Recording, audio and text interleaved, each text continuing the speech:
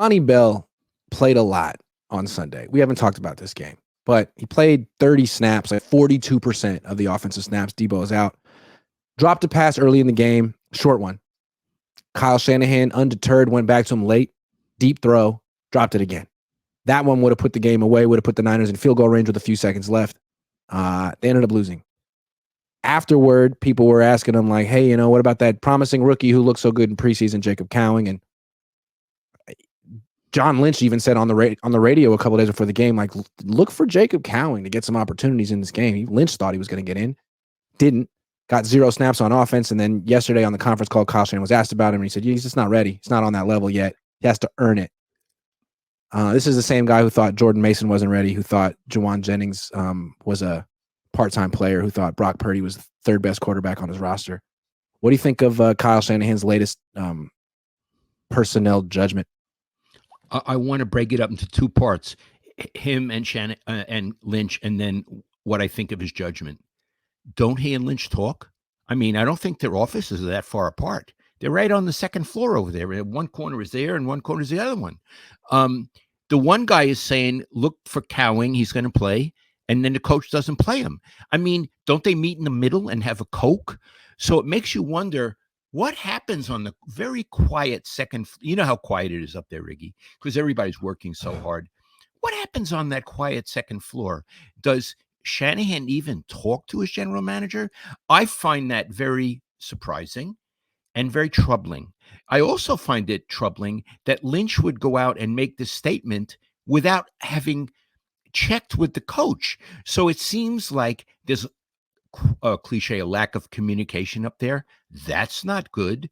Now, these decisions by Kyle, he seems not to understand who his best players are.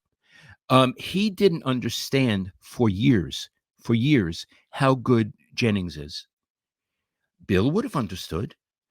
And he has in his mind, he has a list. Number 1, number 2, number 3. Remember, you asked him last year, why doesn't Mason play more, Jordan Mason? He said, because he's the number 3. Like, that was Moses coming down with the 10 commandments, and the third was, don't play Jordan Mason.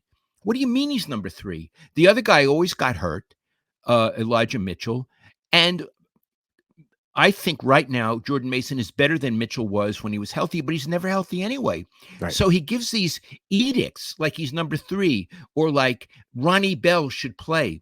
Ronnie Bell was a late 7th round draft pick, right, Iggy? Correct.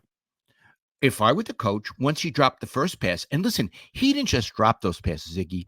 Those were good passes. Mm-hmm. He looked astonished when the ball came to him. Like, oh. I was astonished. See ball, catch ball, drop ball. He didn't know what to do. After the first one, you put in Cowing, because it's not that he hasn't earned it. It's let him earn it on the field. Yeah. The other guy didn't earn it. You don't earn it in the meeting room or on the practice field. It's actually, does it translate to the game? It doesn't for Ronnie. Right. So what I'm saying is, I feel that we was so good. Oh, Kyle is so creative and he thinks out of the box. Not when it comes to his roster, not when it comes to personnel. He's very rigid, opinionated, and he is not flexible. No. And I feel like there's weird motivations going on here. Let's go back to the John Lynch, Kyle Shanahan disconnect. Why would John Lynch be eager to see Jacob Cowing on the field? He drafted him. That was his pick. Kyle wanted Ricky Pearsall, who may end up being really good, but oftentimes when the Niners take 2 players at the same position, the first one is Kyle's pick, the second one is the front office's pick. So this is a great time for John Lynch's stock to go up. I picked this guy, end of round 4, look at how good he is. If he ends up being really good, then that's another thing that makes Kyle look bad for giving Brandon Ayuk $30 million a year at the last minute. Man, you had another good young receiver on the team. So it's funny, he didn't give Cowing that opportunity to show that the Niners really didn't need to be spending all this money on wide receivers, but Jennings shows it. Right. Jennings shows it. Shows it.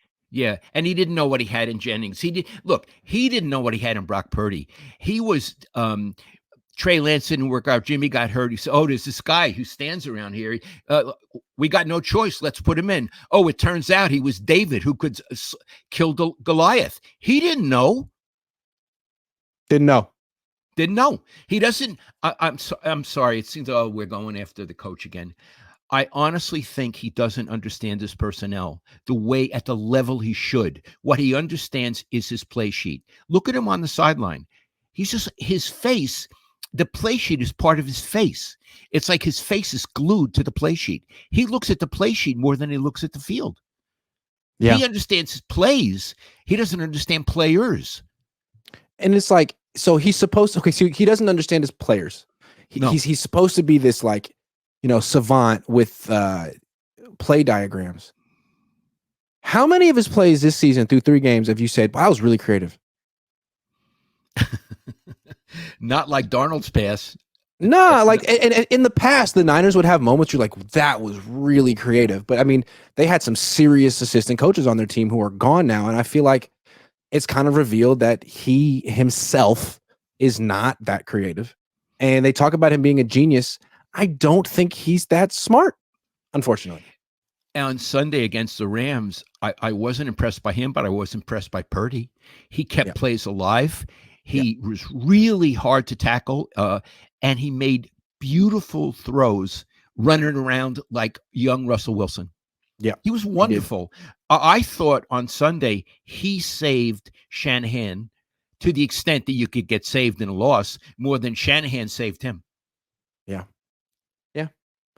Yeah, I agree. And, bringing it back to the beginning of this topic, if Kyle could consistently play his best players, you wonder, like, would he have won those Super Bowls? Like, if Jawan Jennings had been featured the way he should have been, would they have beaten the Chiefs? If Jordan Mason had been used the way he should have been the last year or two, would Christian McCaffrey have this Achilles issue? Or would he have been preserved? Like, there's an on and on and on. Like, this is on Kyle. There are consequences to not playing your best players. Yeah. They would have won. Would they have won last week if they had played Jacob Cowing over Ronnie Bell? Maybe. I don't know. Yeah. I do think the point you make about Mason and McCaffrey is really poignant. Mason is as good a runner, not a pass catcher, as good a runner, and maybe a more violent runner than CMC. If he had played 35% of the snaps, maybe the kid wouldn't be in Germany right now. Yeah. And it's funny, they say stuff like, well, we couldn't put him on the field. He wasn't ready. Yeah, but if McCaffrey and Mitchell had gone down last year like they went down this year, then Mason would have been ready, right? You would have played him. You would have found a way to make it work out of necessity. So make it work. You're a coach. That's what you're supposed to do. Yeah. Coach is supposed to understand his personnel and use them in the optimal way. That's what a coach does. Yeah, you don't get extra points as a coach for making your offense so hard to understand that it takes 3 years to get on the field. That's not good. Michael McCann says Kyle and Lynch may not be the biggest problem with this team. The mistakes they were allowed to make with no consequences led to this. That's on Jed.